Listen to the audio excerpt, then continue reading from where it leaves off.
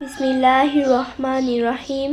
হে সমস্ত জগতবাসী, আজ আমি আয়েশা চিশতি বিশ্ব আধ্যাত্মিক জ্ঞান সঞ্চার দরবার শরীফ হইতে আমার পিতা শামীম আলী চিশতির গ্রন্থ থেকে কিছু তত্ত্ব আলোচনা।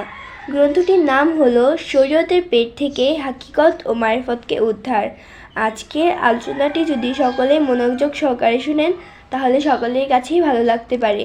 আজকের আলোচনাটি হলো পৃথিবীতে সালামের প্রচলন আছে, কিন্তু সালাম দেওয়া নেওয়া সোয়াব আছে, তেমন গুনাহ আছে, তাই নিয়ে কিছু তত্ত্ব আলোচনা। সালাম দেওয়া নেওয়া অনেক সোয়াব, কিন্তু কেমন সোয়াব আর কেমন শান্তি। যেমন পৃথিবীতে চলার পথে কাহারও সাথে পরিচয় নেই, কিন্তু সালামের মাধ্যমে পরিচয় হয়, এবং কাহারও সাথে যদি কোনো দিন কোনো ক্ষেত্রে মনোমালিন্য হয়ে থাকে তাহলে পথে কোথাও দেখা হলে সালাম যদি দেওয়া হয় ওই ব্যক্তিকে, তখন দেখা যায় সালামের উত্তর দিতে যাইয়া আবার সম্পর্ক সৃষ্টি হইয়া যায়। সালাম দেওয়া নেওয়া মাধ্যমে একজন আরেকজনের প্রতি অতিরিক্ত মোহাব্বত সৃষ্টি থাকে। আবার যদি কাহারো সাথে কাহারো শত্রুতা থাকে, সালাম দেওয়া নেওয়ার মাধ্যমে শত্রুতা ধীরে ধীরে কমিয়া যাইতে থাকে। এক সময় শত্রুতা বাদ দিয়া বন্ধুত্বে পরিচিত হইয়া যান।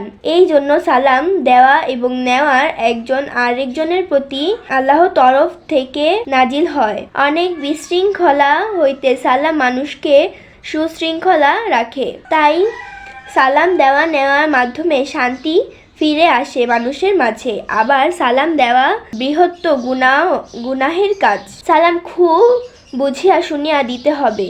একজন মানুষ হাঁটিতেছে, কিন্তু তাহার ভেতরে জিকির চলছে, ওই জিকিরকারীকে সালাম দিলে ওই জিকির থামিয়া সালামের উত্তর দিতে হবে।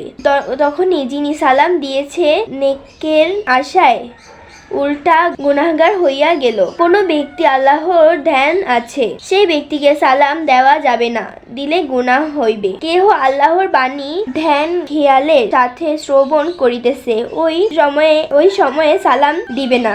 ওই সময়ে সালাম দিলে ওই ব্যক্তির ধ্যান খেয়াল ছুটিয়া যাইবে, তখন সালামকারীর গুনাহ হইয়া যাইবে। খাওয়া, গোসল, প্রস্রাব, পায়খানা ও ওই সময় সালাম দেওয়া যাবে না।